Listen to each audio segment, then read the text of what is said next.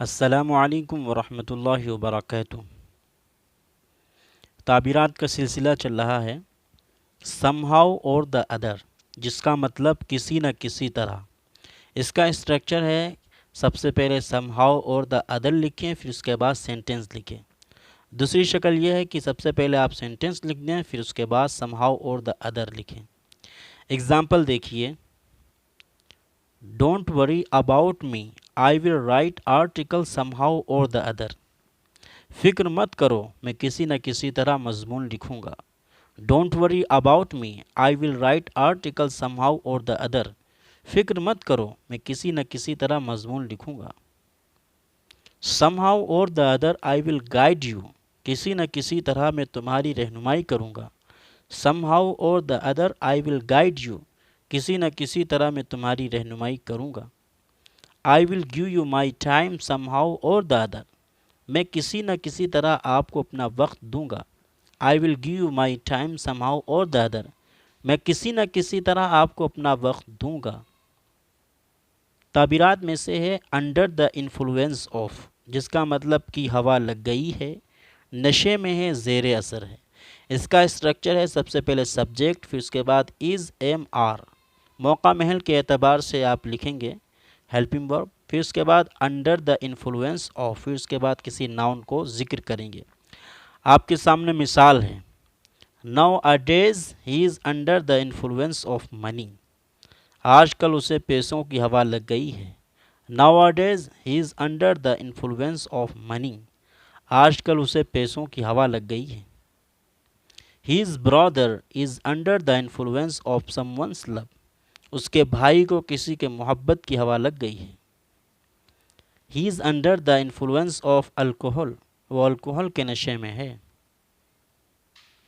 تعبیرات میں سے ہے انویلنگلی، جس کا مطلب نہ چاہتے ہوئے بھی۔ اگزامپل دیکھیں، I had to go home unwillingly because there were my parents, نہ چاہتے ہوئے بھی مجھے وہاں جانا پڑا کیونکہ وہاں میرے والدین تھے۔ I had to go home unwillingly because there were my parents, نہ چاہتے ہوئے بھی مجھے گھر جانا پڑا کیونکہ وہاں میرے والدین تھے۔ He will have to do this unwillingly or else he will be killed, اسے نہ چاہتے ہوئے بھی یہ کرنا پڑے گا ورنہ جان سے جائے گا۔ He will have to do this unwillingly or else he will be killed, اسے نہ چاہتے ہوئے بھی یہ کرنا پڑے گا ورنہ جان سے جائے گا۔ ہی انویلنگلی کوپریٹڈ ود می، نہ چاہتے ہوئے بھی اس نے میری مدد کی۔ ہی انویلنگلی کوپریٹڈ ود می، نہ چاہتے ہوئے بھی اس نے میری مدد کی۔ تعبیرات میں سے ہے even if I want to, جس کا مطلب چاہ کر بھی، چاہتے ہوئے بھی۔ اسٹرکچر ہے سب سے پہلے سبجیکٹ، پھر اس کے بعد کانٹ، پھر اس کے بعد ورب کی فرسٹ فارم، پھر اس کے بعد آبجیکٹ، پھر اس کے بعد ایون اف، پھر اس کے بعد سبجیکٹ، پھر اس کے بعد وانٹ ٹو۔ اگزامپل دیکھیں، I can't do this even if I want to, میں چاہ کر بھی یہ نہیں کر سکتا۔ I can't do this even if I want to, میں چاہ کر بھی یہ نہیں کر سکتا۔ He can't live here even if he wants to, وہ چاہ کر بھی یہاں نہیں رہ سکتا۔ He can't live here even if he wants to, وہ چاہ کر بھی یہاں نہیں رہ سکتا۔ They can't help you even if they want to, وہ لوگ چاہ کر بھی آپ کی مدد نہیں کر سکتے۔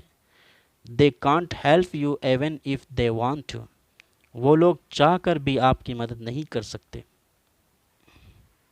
اس کا استعمال ماضی کے لیے بھی ہوتا ہے، بس فرق یہ ہے کہ حال کے لیے کین کا استعمال ہوتا ہے اور گزرے ہوئے زمانے کے استعمال کے لیے کوڈ کا استعمال ہوتا ہے۔ اگزامپل دیکھیں، I couldn't go there even if I wanted to, میں چاہ کر بھی وہاں نہیں جا سکا۔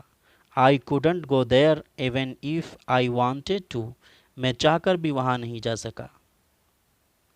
He couldn't eat this even if he wanted to, وہ چاہ کر بھی یہ نہیں کھا سکا۔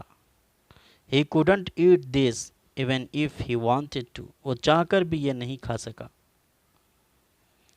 They couldn't learn English even if they wanted to, وہ لوگ چاہ کر بھی انگریزی نہیں سیکھ سکے۔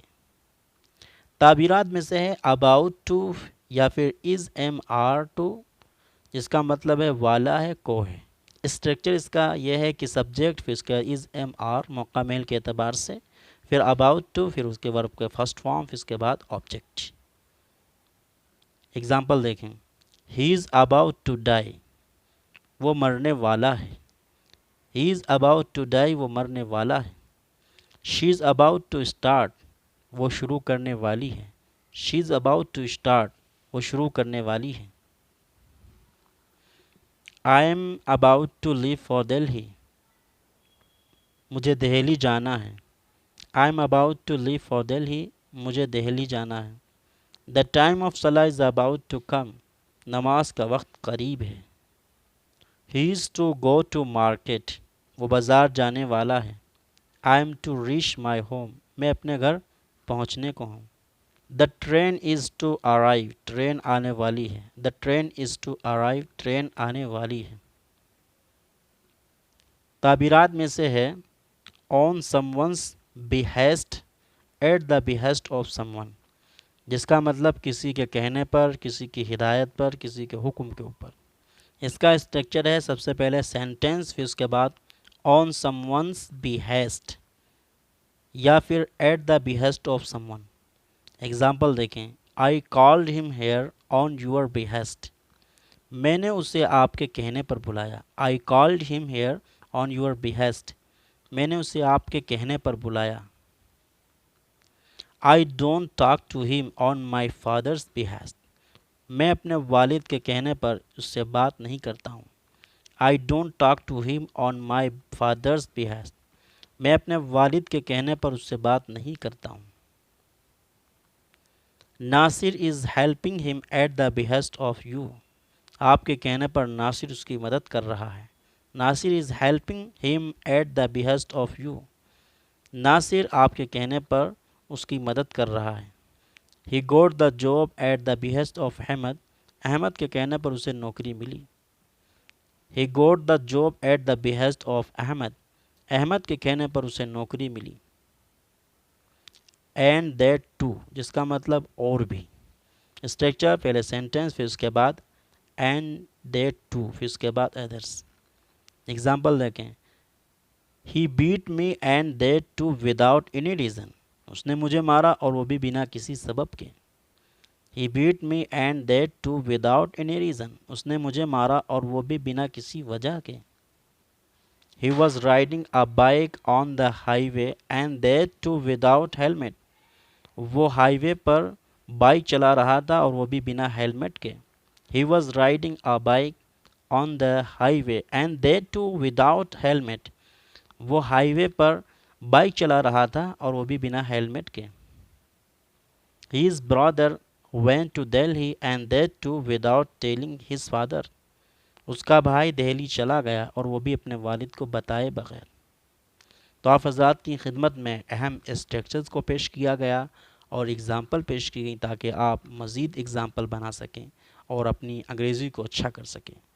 جزاک اللہ خیر و احسن الجزا۔ اگر چینل پر آپ نئے ہیں، آپ سے درخواست ہے چینل کو سبسکرائب کر لیں۔